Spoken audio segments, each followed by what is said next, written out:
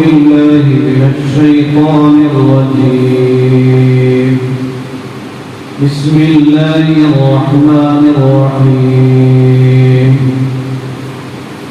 قد جاءكم من الله نور وكتاب مبين يهدي به الله من اتبع رضوانه سبل السلام ويخرجهم من الظلمات إلى النور ويهديهم إلى صراط مستقيم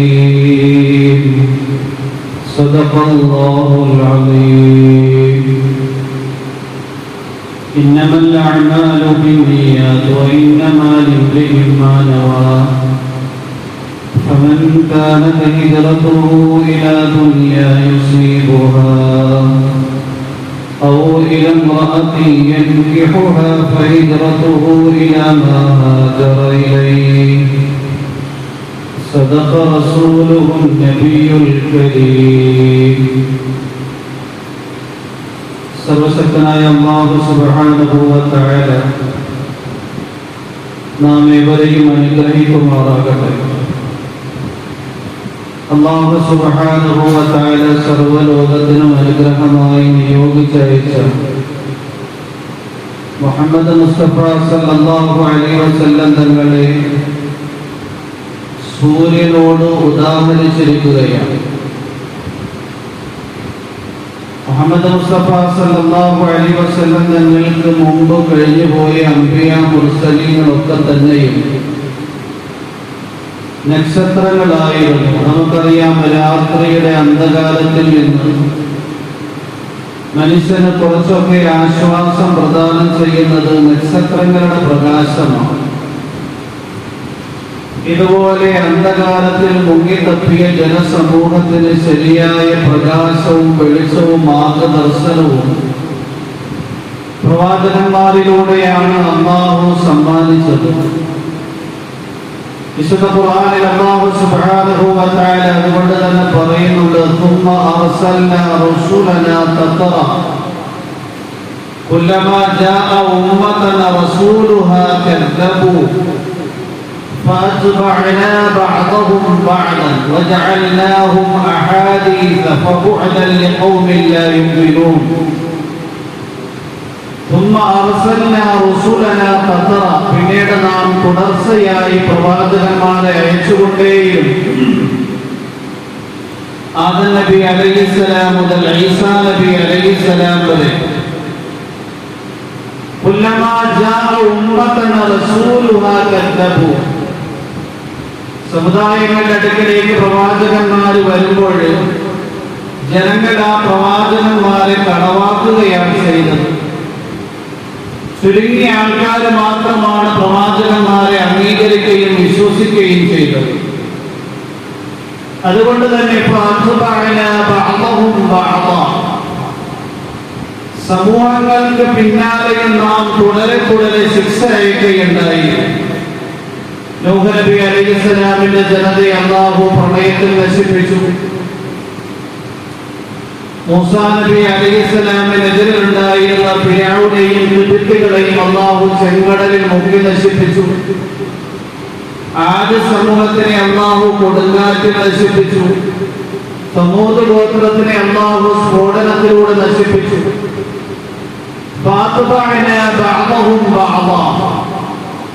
സമൂഹങ്ങൾ പ്രവാചകന്മാരെ കളവാക്കിയത് കൊണ്ട് തന്നെ ആ സമൂഹങ്ങളെയും നാം തുടരെ കൈകാര്യം ചെയ്യുകയുണ്ടായി. പ്രവാചകന്മാരെ നാം സംസാര വിഷയമാക്കി. എന്തുകൊണ്ടാണ്? സത്യം മനസ്സിലാക്കാൻ ആഗ്രഹിക്കുന്നവർ ആ പ്രവാചകന്മാരെ പഠിക്കും. ആ പ്രവാചകന്മാരുടെ ദർശനവും അവരുടെ ആദർശവും ഹൃദയത്തിൽ സ്ഥാപിക്കും. അങ്ങനെ അവർ വിജയികളായി. മുഹമ്മദ് മുസ്തഫ സല്ലല്ലാഹു അലൈഹി വസല്ലം തങ്ങളെ നിയോഗിച്ചയക്കപ്പെട്ടപ്പോൾ പടിപടിയായി അറേബ്യൻ ഭൂഖണ്ഡത്തിലെ എല്ലാ പ്രദേശങ്ങളിലും ചർച്ചാ വിഷയമായി മുഹമ്മദ്. അറേബ്യ വിട്ട് റോമും പേർഷ്യയും ചർച്ച ചെയ്യാൻ തുടങ്ങി മുഹമ്മദിനെ കുറിച്ച്. ഇങ്ങനെ ഓരോ സമൂഹങ്ങളിലും വരുന്ന പ്രവാചകന്മാരെ സമൂഹം ചർച്ചാ വിഷയമാക്കി ജനങ്ങൾ ആ പ്രവാചകനെ കുറിച്ച് പഠിക്കാൻ വേണ്ടി അന്ത്യപ്രവാചകനായ മുഹമ്മദ് മുസ്തഫ സല്ലല്ലാഹു അലൈഹി വസല്ലം തങ്ങൾ ഇന്നും ലോകത്തെ ചർച്ചാ വിഷയമാണ്. മുഹമ്മദിന്റെ ദർശനവും മുഹമ്മദിന്റെ സൽസ്വഭാവവും പഠിച്ച് ധാരാളം പേർ ഇസ്ലാമിലേക്ക് വരുന്നുണ്ട്. വജഅൽനാഹും അഹാദീഥ, പ്രവാചകന്മാരെ നാം സംസാര വിഷയമാണ്. ഫബുഅദൻ ലിഖൗമിൻ ലാ യുമിനൂൻ, എന്നാൽ വിശ്വസിക്കാത്ത ജനസമൂഹം അല്ലാഹുവിന്റെ അനുഗ്രഹത്തിൽ നിന്ന് അങ്ങേയറ്റം മാറ്റപ്പെട്ടവരാണ്. ഇങ്ങനെ അല്ലാഹു സുബ്ഹാനഹു വ തആല അന്ധകാരത്തിൽ അകപ്പെട്ടു പോയ ജനങ്ങളെ ഇരുളിൽ നിന്ന് വെളിച്ചം നൽകാൻ വേണ്ടി നക്ഷത്രങ്ങളാകുന്ന പ്രവാചകന്മാരെ സമ്മാനിച്ചു. മുഹമ്മദ് മുസ്തഫ സല്ലല്ലാഹു അലൈഹി വസല്ലം തങ്ങളെ അല്ലാഹു സുബ്ഹാനഹു വ തആല പകലിന്റെ സൂര്യനായി നിശ്ചയിക്കുകയും ചെയ്തു. നമുക്കറിയാം, ഉമ്മപ്രഭാതം ഈസാ നബി അലൈഹിസ്സലാമയാണ് കഴിഞ്ഞയാഴ്ച നമ്മളത് ചർച്ച ചെയ്തു. പ്രഭാതത്തിന് ശേഷം സർവ്വസാധാരണമായി മനുഷ്യരിൽ നിദ്ര ആണ്ടുപോകാറുണ്ട്. പ്രഭാതം ഉദിച്ചു കഴിഞ്ഞാൽ നമുക്ക് ഉറങ്ങാൻ നിദ്രയ്ക്ക് പ്രത്യേകമായ ഒരു ആനന്ദവും കുളിർമയുമാണ്. ലോകത്ത് ഇന്നും അങ്ങനെ തന്നെയാണ്. പ്രഭാതം ഉദിക്കുമ്പോൾ ധാരാളം ജനങ്ങൾ നിദ്രയിലായിരിക്കും. ആ സമയത്തുള്ള ഉറക്കത്തിൽ പ്രത്യേകമായ ഒരു ആനന്ദം. അതുകൊണ്ടാണ് സുബഹിന്റെ നമസ്കാരത്തിന് ഇസ്ലാം വളരെ കൂടുതൽ ശ്രേഷ്ഠത നൽകിയത്. ആ സുബഹിന് ശേഷം സൂര്യൻ ഉദിക്കുന്നത് വരെ നിസ്കരിച്ച സ്ഥലത്ത് തന്നെ ഇരിക്കുന്നവർക്ക്, ദിക്ർ ചെയ്യുന്നവർക്ക് ധാരാളം മഹത്വം ഇസ്ലാം വിവരിച്ചത്. ആ സമയത്ത് നിദ്രയിൽ അകപ്പെട്ടു പോകാറുണ്ട്. ഇതുപോലെ തന്നെ ഈസാ നബി അലൈഹിസ്സലാം ആകുന്ന പ്രഭാതം ഉദിച്ചു. സൂര്യനാകുന്ന മുഹമ്മദ് മുസ്തഫ സല്ലല്ലാഹു അലൈഹി വസല്ലം തങ്ങളുടെ ഉദയത്തിന്റെ ഇടയിൽ 500 വർഷം ലോകത്തെ പ്രവാചകന്മാരൊന്നും തന്നെ വന്നിട്ടില്ല. ജനങ്ങളൊക്കെ അന്ധകാരത്തിലും അധർമ്മത്തിലും അനീതിയിലും മാർഗത്തിലും അകപ്പെട്ടു പോയിരുന്നു. റസൂലുള്ളാഹി സ്വല്ലല്ലാഹു അലൈഹി വസല്ലം തങ്ങൾ വരുന്നതിന് മുമ്പ് 6 തരത്തിലായിരുന്നു ലോകത്തുള്ള ജനങ്ങൾ. ഈ 6 ആദർശങ്ങളിൽ ഏതെങ്കിലും ഒരു ആദർശത്തെ അംഗീകരിച്ചവരായിരുന്നു, സ്വീകരിച്ചവരായിരുന്നു ജനങ്ങൾ. അറേബ്യൻ ഭൂഖണ്ഡത്തിന്റെ ഒരു പ്രദേശത്തിലായിരുന്നു ഇറാൻ. ഖുറാസാൻ മുതൽ തുർക്കിസ്ഥാൻ വരെ വ്യാപിച്ചു കിടക്കുന്ന പേർഷ്യ, ഇസ്രയേലിന്റെ അധികാരമായിരുന്നു അവിടെ നിലനിന്നിരുന്നത്. അവര് മജൂസികളായിരുന്നു, തീയെ പൂജിക്കുന്നവരായിരുന്നു. അവർക്ക് വേണ്ടി 2 ആരാധ്യത സങ്കല്പിച്ചിരുന്നു. അഹൂമൻ യസ്ദാൻ, അവര് സ്വന്തം പെൺമക്കളെ വിവാഹം ചെയ്യുമായിരുന്നു, സ്വന്തം സഹോദരിമാരെ വിവാഹം ചെയ്യുമായിരുന്നു. അവരുടെ മതത്തിന്റെ ആശയവും അവരുടെ മതത്തിന്റെ തത്വസംഹിതയുമായിരുന്നു. രണ്ടാമതൊരു വിഭാഗം ആൾക്കാര് അവര് റോമൻ ക്രിസ്ത്യാനികളായിരുന്നു. പടിഞ്ഞാറിന്റെ കാറ്റ് അടിച്ചു വീശിയിരുന്ന റോമ സാമ്രാജ്യത്തിന്റെ അധിപൻ കൈസറായിരുന്നു. ശാമ ഇങ്ങനെയുള്ള വലിയ ഒരു പ്രവിശ്യയായിരുന്നു. അവര് ക്രിസ്ത്യാനികളായിരുന്നു.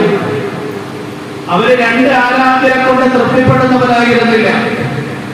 ത്രിയേകത്വം എന്ന അവര് വിശ്വസിച്ചിരുന്നത് ദൈവം, പരിശുദ്ധാത്മാവ്, പുത്രൻ, ഈ 3 കൂടി ചേർന്നതാണ് ഇലാഹ് എന്ന സങ്കല്പത്തിലായിരുന്നു അവരുണ്ടായിരുന്നത്.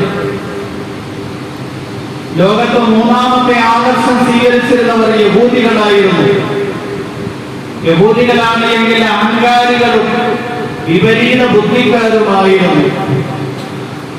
അവരുടെ തൗറാത്തിനെ ഞങ്ങള് വേദഗ്രന്ഥമായി അംഗീകരിക്കും എന്ന് പലരോട് നാവുകൊണ്ട് പറയുമ്പോഴും ആ തൗറാത്തിന്റെ നിയമങ്ങളിൽ നിന്ന് അവർക്ക് ഇഷ്ടപ്പെടുന്നതിന് അംഗീകരിക്കുമായിരുന്നു. അവർക്ക് അനിഷ്ടകരമായ കാര്യങ്ങളെ അവർ മാറ്റിമറിക്കുമായിരുന്നു. പ്രവാചകന്മാരെ അകാരണമായി കൊന്നൊടുക്കി അവര് നീതിയുടെ വക്താക്കളെയും നീതിയുടെ പ്രബോധകരെയും നിഷ്കാസനം ചെയ്യുമായിരുന്നു. അല്ലാഹു സുബ്ഹാനഹു വ തആല അവരെ കുറിച്ച് പറയുന്നത് തന്നെ يقتلون النبيين بغير حق ويقتلون الذين يأمرون بالقسط فبشرهم بعذاب أليم أولئك الذين حبطت أعمالهم في الدنيا والآخرة الناصرين يقتلون النبيين بغير حق അന്യായമായി പ്രവാചകന്മാരെ വധിക്കുന്നവരായിരുന്നു യഹൂദികൾ. ويقتلون الذين يأمرون بالقسط നീതിയുടെ വക്താക്കളെ നീതിയുടെ പ്രബോധകരെയും കൈകാര്യം ചെയ്യുന്നവരായിരുന്നു യഹൂദികൾ. ആരെങ്കിലും നീതിയോടുകൂടി കാര്യങ്ങൾ തീരുമാനിക്കുന്നു എങ്കിൽ അവർക്കെതിരിൽ പല ആരോപണങ്ങൾ ഉന്നയിച്ചുകൊണ്ട് അവരെ നശിപ്പിക്കണം. അന്നും ഇന്നും അവരുടെ രീതിയാണ്. തൗറാത്ത് അനുസരിച്ച് പ്രവർത്തിക്കുന്നു എന്നാ പറയുന്നത്. തൗറാത്തിന്റെ നിർദ്ദേശം ഞാൻ കഴിഞ്ഞയാഴ്ച പറഞ്ഞു.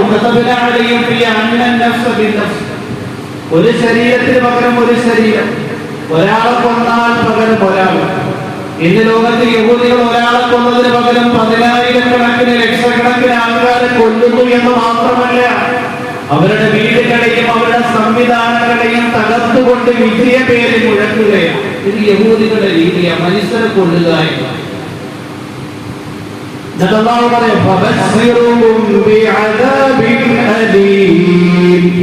അവർക്ക് നിങ്ങൾ വേദനാജനകമായ ശിക്ഷയുണ്ട് എന്ന വാർത്ത അറിയിക്കും.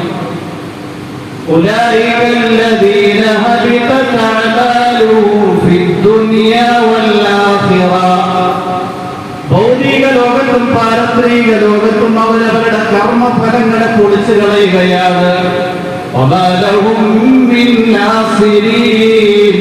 അവർക്കൊരു സഹായം ഉണ്ടായിരിക്കില്ല. ലോക ചരിത്രം നാം എടുത്ത് പരിശോധിച്ചാൽ എവിടെയെങ്കിലും പൊന്തി വരും, അവരെ കൈകാര്യം ചെയ്യപ്പെടും.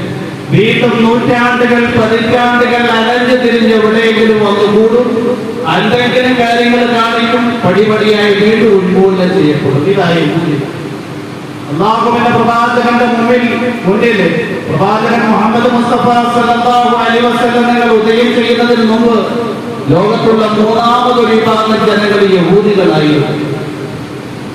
നാലാമത് വിഭാഗം ആൾക്കാരെ അവരെ സാബീങ്ങളായിരുന്നു. ആത്മീയതയ്ക്ക് വേണ്ടി നക്ഷത്രങ്ങളെയും രാശികളെയും അവലംബിക്കുന്നവർ. അവരുടെ എല്ലാ കാര്യങ്ങളെയും തീരുമാനിക്കുന്നത് നക്ഷത്രങ്ങളുടെയും രാശികളുടെയും അടിസ്ഥാനത്തിലായിരുന്നു. നമ്രൂദിന്റെ കൂട്ടർ എങ്ങനെ നക്ഷത്രങ്ങളെ അവലംബിക്കുന്നവരായിരുന്നു. അതുകൊണ്ട് ഇബ്രാഹിം നബി അലൈഹിസ്സലാം അവരുടെ ഹൃദയത്തെയും അവരുടെ മസ്തിഷ്കത്തെയും തട്ടി ഉണർത്താൻ വേണ്ടി നക്ഷത്രങ്ങളെ നോക്കിയിട്ട് ഞാൻ നക്ഷത്രങ്ങളെ ആരാധിക്കുന്നു എന്ന് പ്രഖ്യാപിച്ചു. എന്നിട്ട് നക്ഷത്രം അണഞ്ഞു പോയപ്പോ സ്ഥായിയായി നിലനിൽക്കാത്തതൊന്നും ആരാധിക്കപ്പെടാൻ യോഗ്യതയുള്ളതല്ല എന്ന് പ്രഖ്യാപിച്ചു. ഇങ്ങനെ സാബിഈകൾ. അഞ്ചാമത് വിഭാഗം ആൾക്കാരാണ് എങ്കിൽ മുശ്രിക്കീങ്ങൾ. ജസീറത്തുൽ അറബിൽ ഇന്ത്യ മഹാരാജ്യം ഉൾപ്പെടുന്ന കിഴക്കൻ രാജ്യങ്ങൾ, ഇവര് ഒരു ആരാധന കൊണ്ടും രണ്ടാരാധന കൊണ്ടും 10 ആരാധന കൊണ്ടും 100 ആരാധന കൊണ്ടും സായുജ്യം അടയുന്നവരായിരുന്നില്ല. 30 വിഗ്രഹങ്ങളെ പ്രതിഷ്ഠകളായി സങ്കല്പിച്ചുകൊണ്ട് അവരുടെ രൂപങ്ങൾ നിർമ്മിച്ചുകൊണ്ട് ആരാധിക്കുന്നവരായിരുന്നു. ഈ 5 വീക്ഷണങ്ങളെ കുറിച്ച് ഖുർആനിൽ അല്ലാഹു സുബ്ഹാനഹു വ തആല പറയുന്നുണ്ട്. ഇന്നല്ലദീന ആമനൂ വല്ലദീന ഹാദൂ والصابئين والنصارى والمجوس والذين أشركوا إن الله يفصل بينهم يوم القيامة إن الله على كل شيء شهيد إن الذين آمنوا തീർച്ചയായും സത്യവിശ്വാസം ഉൾക്കൊണ്ടവർ. ശേഷം പറയുന്ന 5 വിശ്വാസങ്ങളുമായി മുഹമ്മദ് മുസ്തഫ സല്ലല്ലാഹു അലൈഹി വസല്ലം തങ്ങൾക്ക് മുമ്പ് ജനങ്ങൾ കഴിഞ്ഞുകൂടുകയാണ്. ഇന്നും ലോകത്ത് 5 വീക്ഷണക്കാരുണ്ട്. എന്നിട്ട് അല്ലാഹു സുബ്ഹാനഹു വ തആല പറയുകയാണ്, വല്ലദീന ഹാദൂ യഹൂദികളായ ഒരു കൂട്ടർ, വസ്സാബീൻ സബാക്കാര്, വന്നസാറ ക്രിസ്ത്യാനികൾ, വൽമജൂസ തീയെ പൂജിക്കുന്ന മജൂസികൾ, വല്ലദീന അശ്റകൂ മുശ്രികീകൾ. ഇന്നല്ലാഹ യഫ്സിലു ബൈനഹും യൗമൽ ഖിയാമ അല്ലാഹു ഇവരുടെ ഇടയിൽ ഖിയാമത്തിന്റെ ദിനത്തിൽ തീരുമാനമെടുക്കും. ഇന്നല്ലാഹ അലാ കുല്ലി ശൈഇൻ ഷഹീദ്. അല്ലാഹു എല്ലാ കാര്യങ്ങൾക്കും സാക്ഷിയാണ്. എല്ലാം അല്ലാഹു കണ്ടു മറിഞ്ഞുകൊണ്ടേയിരിക്കുകയാണ്. ഈ 5 വീക്ഷണക്കാരെ കൂടാതെ 6ാമതൊരു വീക്ഷണക്കാരുണ്ടായിരുന്നു. ഈജിപ്ത്, സുഡാൻ ഉൾപ്പെടുന്ന ആഫ്രിക്കൻ ഭൂഖണ്ഡക്കാർ. അവർ ഇച്ഛകളെയാണ് പൂജിച്ചിരുന്നത്. അവരുടെ മനസ്സിൽ തോന്നുന്ന വിചാരങ്ങളെ അനിയന്ത്രിതമായി പൂർത്തീകരിച്ചിരുന്നവർ. അവർക്ക് അല്ലാഹുവിനെ അറിയില്ല, പ്രവാചകന്മാരെ അറിയില്ല, വേദഗ്രന്ഥങ്ങളെ അറിയില്ല. ഇവരെ യുക്തിവാദികൾ എന്നാ പറയുന്നത്. ഒരു ഭാഗം ബുദ്ധി അതിന്റെ പാരമ്യതയിൽ നിന്ന് അതിർവരമ്പുകളെ ലംഘിച്ചുകൊണ്ട് മുന്നോട്ട് പോകുമ്പോൾ യുക്തിവാദികളാകുന്നവരുണ്ട്. അന്നുകൊണ്ട് അവരുടെ വാദം എന്ന് പറഞ്ഞു കഴിഞ്ഞാൽ ഈ ലോകത്തിന്റെ എല്ലാ ക്രമീകരണങ്ങളും കാലഘട്ടത്തിന്റെ ചക്രം തിരിയുന്നതിന്റെ അടിസ്ഥാനത്തിലാണ്. കാലഘട്ടത്തിന്റെ ചക്രം തിരിയുമ്പോൾ ഞങ്ങൾ ജനിക്കുന്നു, കാലഘട്ടത്തിന്റെ ചക്രം തിരിയുമ്പോൾ ഞങ്ങൾ മരിക്കുന്നു. അങ്ങനെ ആകാശം ഉണ്ടായത്, ഭൂമി ഉണ്ടായത്. അവര് പറയുന്നത് ഈ ഭൗതിക ലോകത്തിന്റെ ജീവിതം മാത്രമേ ഉള്ളൂ, ഇവിടെ അടിച്ചു പൊളിച്ച് ജീവിക്കണം. ഇന്ന് യൂറോപ്യൻ രാജ്യങ്ങളിൽ നിന്ന് പൗരസ്ത്യ രാജ്യങ്ങളെയും കാർന്നു നിന്നുകൊണ്ടിരിക്കുന്ന ഒരു തത്വസംഹിതയാണ് യുക്തിവാദം, മതനീരാസം, സ്വതന്ത്ര ചിന്ത. എല്ലാവരും വിചാരിച്ചു വെച്ചിരിക്കുന്ന നാഗരികത, സംസ്കാരമുള്ള ആധുനിക യുഗത്തിൽ എവിടെ നിന്നോ പുതുതായി ഉടലെടുത്ത ഒരു സംവിധാനമാണ് എന്നാണ്. അങ്ങനെയല്ല. 6ാം നൂറ്റാണ്ടിൽ ജാഹിലിയ്യത്തിന്റെ കാലഘട്ടത്തിൽ ഉണ്ടായിരുന്ന ഒരു സംവിധാനമാണ് ഖുർആൻ പറയുന്നുണ്ട്. وقالوا إن هي إلا حياتنا الدنيا نموت ونحيا وما يهلكنا إلا الدهر وما لهم بذلك من علم إن هم إلا يظنون. വളരെ കൃത്യമായിട്ടാണ് അല്ലാഹു ഖുർആനിൽ ഓരോ കാര്യങ്ങളും വിവരിക്കുന്നത്. വഖാലു, ആ യുക്തിവാദികൾ പറയുന്നു, ഇൻ ഹിയ ഇല്ലാ ഹയാതുന ദുനിയ, ജീവിതം എന്നാൽ ഭൗതിക ജീവിതമാണ്. അതുകൊണ്ട് ഭൗതികതയുടെ അതിപ്രസരത്തിൽ അടിച്ചു പൊളിച്ച് ജീവിക്കണം. നമൂതു വനഹിയ, നമ്മളിവിടെ ജീവിക്കുന്നു, നമ്മളിവിടെ മരിക്കുന്നു. വമാ യുഹ്ലികുനാ ഇല്ലാ ദഹർ, കാലഘട്ടത്തിന്റെ ചക്രം തിരിയുമ്പോഴാണ് ഞങ്ങൾക്ക് നാശവും മരണവും കാലവിപത്തും സംഭവിക്കുന്നത്. ഇത് പറയുന്നവർക്ക് വ്യക്തമായ അറിവില്ല. കുറെ സങ്കല്പങ്ങളാണ് അവർ വിളമ്പുന്നത്. ഈ 6 വീക്ഷണക്കാരായിരുന്നു മുഹമ്മദ് മുസ്തഫ സല്ലല്ലാഹു അലൈഹി വസല്ലം ഞങ്ങൾ ഉദയം ചെയ്യുമ്പോൾ ലോകത്തുണ്ടായിരുന്നത്. ഈ 6 വീക്ഷണക്കാരെ ഉള്ളൂ, മുഅ്മിനീങ്ങൾ ആരുമില്ല. ഇത് ലോകത്ത് മുഅ്മിനീങ്ങളുണ്ട്, അതിന്റെ കൂട്ടത്തിലായി 6 വീക്ഷണക്കാർ. മുഹമ്മദ് മുസ്തഫ സല്ലല്ലാഹു അലൈഹി വസല്ലം തങ്ങളാകുന്ന സൂര്യൻ ഉദിക്കുന്ന സന്ദർഭത്തിൽ മനുഷ്യരെല്ലാവരും ഉണ്ണപ്രഭാതത്തിന് ശേഷമുള്ള അന്ധകാരത്തിന്റെ നിദ്രയിൽ ഉറങ്ങുമ്പോൾ സൂര്യൻ ഉദിക്കുന്നതിന് മുമ്പ് ആകാശത്തിൽ ഒരു ചുമപ്പ് നിറം നമ്മൾ കാണാറുണ്ട്. ആ ചുമപ്പ് നിറം സൂര്യനാണ് ഉദിച്ചത് എന്ന് നമ്മൾ ധരിക്കാറുണ്ട്. യഥാർത്ഥത്തിൽ സൂര്യന്റെ പ്രകാശത്തിന്റെ ഏറ്റവും ഉയർന്ന പ്രതിഫലനം ഉൾക്കൊണ്ടുകൊണ്ടാണ് ആ ചുമപ്പ് ആകാശത്തിൽ പരക്കുന്നത്. ഇതുപോലെ മുഹമ്മദ് മുസ്തഫ സല്ലല്ലാഹു അലൈഹി വസല്ലം തങ്ങളാകുന്ന സൂര്യൻ ഉദിക്കുന്നതിന് തൊട്ടു മുമ്പ് തന്നെ മനുഷ്യന്റെ ഹൃദയത്തിൽ നിന്ന് നിദ്ര മാറുന്നു, അന്ധകാരം മാറുന്നു. അതിന്റെ അടയാളമായി സുവൈബ നദി വറ്റിപ്പോവുകയാണ്.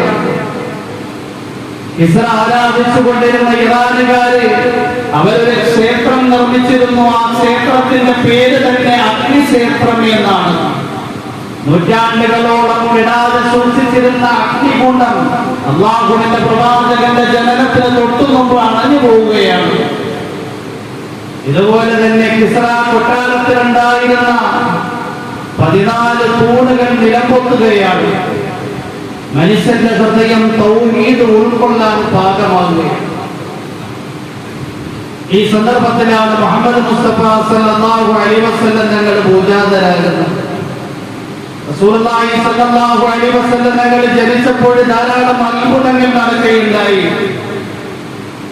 ഉസ്മാൻ ഇബ്നു അബ്ദുൽ അസീസ് പറയുകയാണ്, അല്ലാഹുവിന്റെ പ്രവാചകൻ ആമിന ബീവിയുടെ വീട്ടിൽ പ്രസവിക്കുമ്പോൾ എന്റെ മാതാവായ ഫാത്തിമത്തു ബിൻത് അബ്ദില്ല വീട്ടിലുണ്ടായിരുന്നു. എന്റെ ഉമ്മ വിവരിക്കുകയാണ്, മുഹമ്മദ് മുസ്തഫ സല്ലല്ലാഹു അലൈഹി വസല്ലം തങ്ങളെ ആമിന ബീവി പ്രസവിച്ച രാത്രി ആ വീട്ടിലാകെ പ്രകാശം വരികയുണ്ടായി. ഒരു നക്ഷത്രം ആകാശത്തിൽ നിന്നും പൊഴിഞ്ഞു വീണു.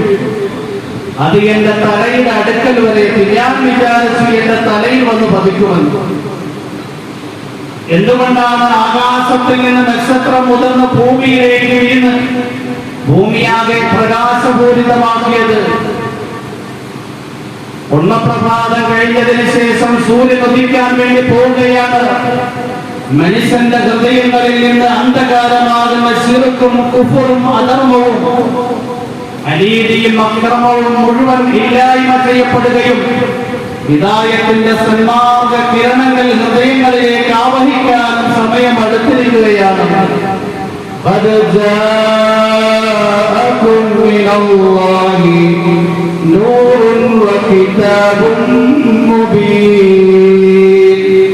يهدي به الله من اتبع رضوانه سبل السلام ويخرجهم من الظلمات إلى النور بإذنه ويهديهم إلى صراط مستقيم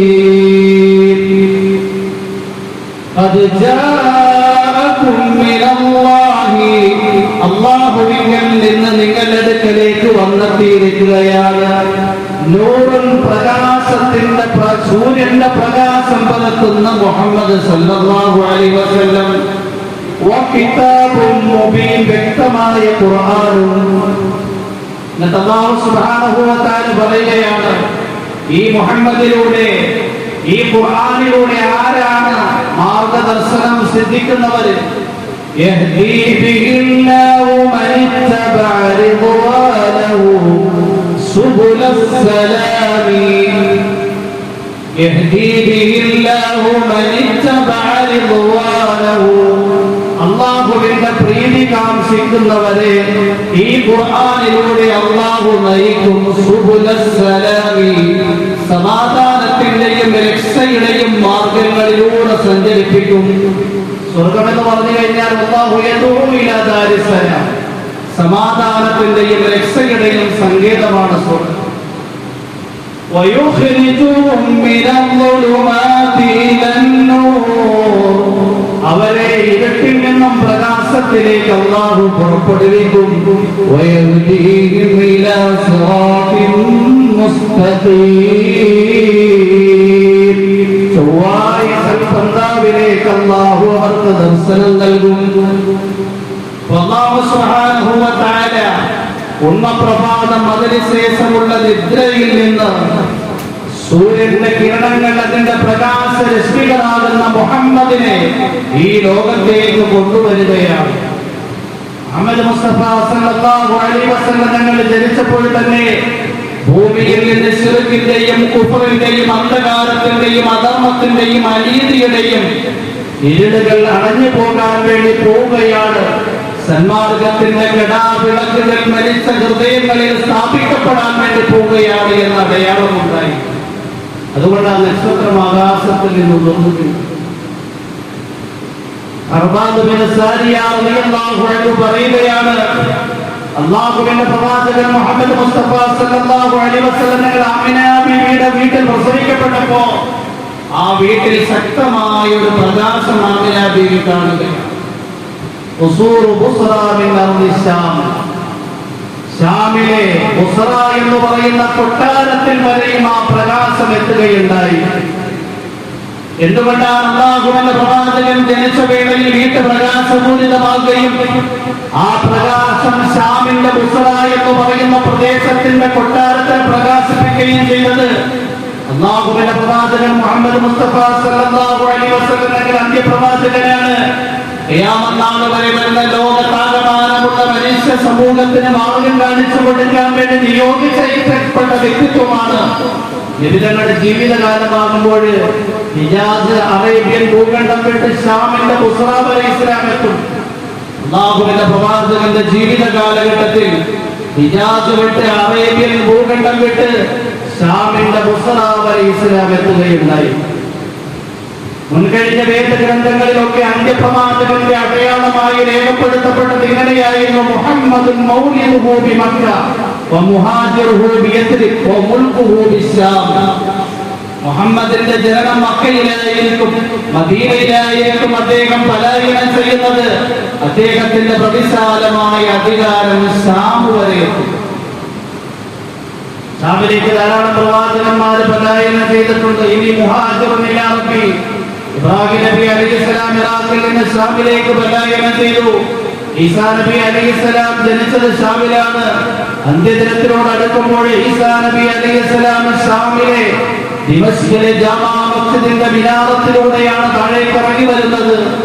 ഇങ്ങനെ ഷാമിന് ധാരാളം ചരിത്ര പശ്ചാത്തലമുണ്ട്. അല്ലാഹുവിന്റെ പ്രവാചകൻ ജനിച്ചു കഴിഞ്ഞ് തങ്ങൾക്ക് നുബുവത്ത് കിട്ടി ഇസ്ലാമിന്റെ പ്രബോധനം ചെയ്ത് പടിപടിയായി ഇസ്ലാം വ്യാപിച്ചു. അത് ഷാം വരെ എത്തിപ്പെടുകയുണ്ടായി. മുഹമ്മദ് മുസ്തഫ സല്ലല്ലാഹു അലൈഹി വസല്ലം തങ്ങൾ ജനിച്ച ദിവസം ഒരു യഹൂദി മക്കയിൽ ഉണ്ടായിരുന്നു. യാക്കൂബ് ഇബ്നു സുഫിയാൻ ആയിഷയിൽ നിന്ന് റിവായത്ത് ചെയ്യുന്ന സംഭവമാണല്ല ഖസ്തലാനിയുടെ സഹീഹാണ് എന്ന് റിവായത്ത് ചെയ്തിട്ടുണ്ട്. ആ യഹൂദി തന്റെ ജനങ്ങളോട് ചോദിക്കുകയുണ്ടായി. ജനങ്ങളെല്ലാം ഒരുമിച്ച് കൂട്ടി അദ്ദേഹം പ്രഭാഷണം നടത്തുമായിരുന്നു. ഇന്നലെ രാത്രി ആരെങ്കിലും ജനിച്ചോ? അവരന്വേഷിച്ച് വന്നിട്ട് പറഞ്ഞു, അബ്ദുൽ മുത്തലിബിന്റെ മകൻ അബ്ദുല്ലാഹ് ഒരു കുട്ടി ജനിച്ചിരിക്കുകയാണ്. ആ യഹൂദി പറയുകയുണ്ടായി, ആ കുട്ടിയെ നിങ്ങളൊന്ന് പരിശോധിക്കണം, എനിക്ക് വല്ലാത്ത ഒരു അസ്വസ്ഥതയും ബുദ്ധിമുട്ടും അനുഭവപ്പെടുന്നുണ്ട്. രണ്ട് കാര്യങ്ങളുണ്ട് എങ്കിൽ അദ്ദേഹം നബിയാണ്. ഒന്ന്, അദ്ദേഹത്തിന്റെ മുതുകത്ത് സീലുണ്ടായിരിക്കും. രണ്ട് രാത്രി അദ്ദേഹം പാല് കുടിക്കും. അങ്ങനെ ജനങ്ങൾ പോയി, യഹൂദിയും കൂട്ടത്തിൽ പോയി നോക്കുമ്പോൾ അദ്ദേഹത്തിന്റെ മുതുകത്ത്, ജനിച്ച കുട്ടിയുടെ മുതുകത്ത് മുഹമ്മദ് റസൂലുള്ളാഹി എന്ന സീല് കാണാനിടയായി. ആ കുട്ടി പാല് കുടിക്കുന്നില്ല എന്ന് അറിയിച്ചു. രണ്ട് രാത്രിയും പാല് കുടിച്ചില്ല. യഹൂദി ബോധരഹിതനായി താഴേക്ക് നിലംപതിച്ചു. എഴുന്നേറ്റിട്ട് പറഞ്ഞു, തീർച്ചയായും ബനൂ ഇസ്രായേലിയരിൽ നിന്ന് നുബുവത്ത് അവസാനിച്ചു പോയിരിക്കുകയാണ്. ബനൂ ഇസ്മായിലിലേക്ക് നുബുവത്ത് വന്നു ചേർന്നിരിക്കുകയാണ്. ഇത് അന്ത്യപ്രവാചകനാണ്. നിങ്ങളുടെ മക്ക രാജ്യത്തെ അദ്ദേഹം അതിജയിക്കും. കിഴക്കും പടിഞ്ഞാറുമുള്ള മുഴുവൻ ജനങ്ങളും ആ ചരിത്ര പശ്ചാത്തലങ്ങൾ പഠിക്കുകയും മനസ്സിലാക്കുകയും ചെയ്യും. റസൂലുള്ളാഹി സ്വല്ലല്ലാഹു അലൈഹി വസല്ലം തങ്ങൾ ജനിച്ച് ഇവരങ്ങൾ ജനിക്കുന്നത് ക്രിസ്താബ്ദം 570 ആനക്കലഹ വർഷം കഴിഞ്ഞ് 55 അല്ലെങ്കിൽ 50 വർഷം കഴിഞ്ഞിട്ടാണ്. മുഹദ്ദിസീങ്ങൾ പറയുന്നത് റബീഉൽ അവ്വൽ 8-നാണ് ഇവരങ്ങൾ ജനിച്ചത് എന്നാണ്. താരീഖിന്റെ ചരിത്രത്തിന്റെ പണ്ഡിതന്മാര് പറയുന്നു റബീഉൽ അവ്വൽ 12-നാണ് ജനിച്ചത്. ജനിച്ച് 7 ദിവസം കഴിഞ്ഞപ്പോൾ ഉപ്പുപ്പയായ അബ്ദുൽ മുത്തലിബ് മുഹമ്മദ് എന്ന പേര് വയ്ക്കുകയും പ്രവാചകൻ മുഹമ്മദ് മുസ്തഫ സല്ലല്ലാഹു അലൈഹി വസല്ലം തങ്ങൾക്ക് വേണ്ടി അഖീഖ അറുത്തു കൊടുക്കുകയും ചെയ്തു. ജനങ്ങൾ ചോദിച്ചു, മുഹമ്മദ് എന്ന പേര് അപരിചിതമായ പേരാണല്ലോ. നമ്മുടെ കുടുംബത്തിൽ ഖുറൈശികളിൽപ്പെട്ട ആർക്കും മുഹമ്മദ് എന്ന പേര് വെച്ചിട്ടില്ല. മക്കയിൽ ആർക്കും മുഹമ്മദ് എന്ന പേരില്ല. എന്തുകൊണ്ടാണ് നിങ്ങൾ മുഹമ്മദ് എന്ന പേര് വെച്ചത്? അബ്ദുൽ മുത്തലിബ് പറയുകയുണ്ടായി, ആകാശത്തിലും ഭൂമിയിലും ഇദ്ദേഹം സ്തുതിക്കപ്പെടണം. മുഹമ്മദ് എന്നാൽ സ്തുതിക്കപ്പെടുക എന്ന അർത്ഥം. അബ്ദുൽ മുത്തലിബ് ആ പേര് വെക്കാനുണ്ടായ കാരണത്തെക്കുറിച്ച് മറ്റൊരിക്കൽ വിവരിക്കുകയുണ്ടായി. മുഹമ്മദ് മുസ്തഫ സല്ലല്ലാഹു അലൈഹി വസല്ലം തങ്ങൾ ജനിക്കുന്നതിന് മുമ്പ് രാത്രി കിടന്നുറങ്ങുമ്പോൾ ഞാൻ ഒരു സ്വപ്നം കാണുകയാണ്. എന്റെ മുതുകത്തു നിന്നും ഒരു ചങ്ങല പുറത്തേക്ക് വരികയാണ്. ആ ചങ്ങലയുടെ ഒരു ഭാഗം ആകാശത്തിൽ, മറ്റൊരു ഭാഗം ഭൂമിയിൽ, ഒരു ഭാഗം കിഴക്ക്, മറ്റൊരു ഭാഗം പടിഞ്ഞാറ്. ആ ചങ്ങല അതിനുശേഷം ഒരു വൃക്ഷമായി രൂപാന്തരപ്പെടുന്നതാണ് ഞാൻ കാണുന്നത്. ആ വൃക്ഷത്തിന്റെ ഇടയ്ക്കാണ് എങ്കിൽ സൂര്യനേക്കാൾ 70 മടങ്ങ് ശക്തമായ പ്രകാശരശ്മി. കിഴക്ക് നിന്നും പടിഞ്ഞാറ് നിന്നും ജനങ്ങളൊക്കെ ആ പ്രകാശം ആവഹിച്ചെടുക്കുന്നതിന് വേണ്ടി ആ വൃക്ഷത്തിന്റെ ചോട്ടിൽ ഒരുമിച്ച് കൂടുകയാണ്.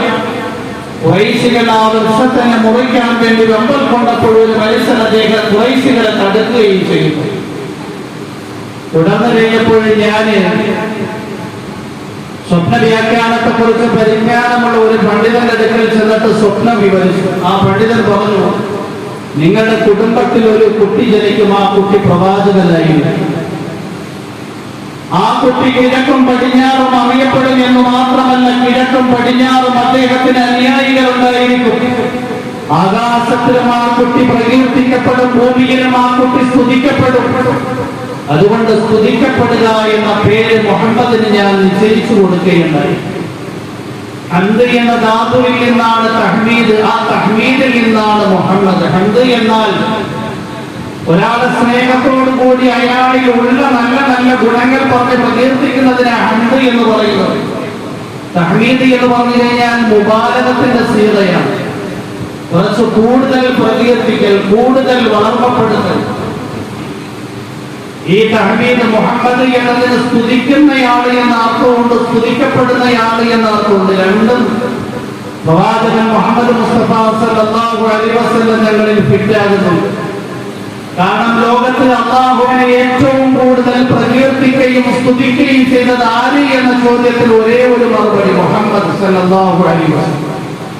തങ്ങളുടെ സമുദായത്തിന് അതുകൊണ്ട് തന്നെ ഹമ്മാദീൻ, അല്ലാഹുവിനെ സ്തുതിക്കുന്നവർ എന്ന അപരനാമം കിട്ടിയിട്ടുണ്ട്. നാളെ മഹ്ശറിൽ വെച്ച് സ്തുതിയുടെ കൊടി നബിതങ്ങളുടെ കരങ്ങളിലായിരിക്കും, ലിവാഉൽ ഹംദ്.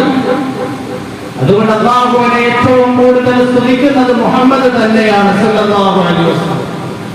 ഇനി സ്തുതിക്കപ്പെടുക എന്ന അർത്ഥം നൽകിയാൽ അപ്പോഴും കുഴപ്പമില്ല.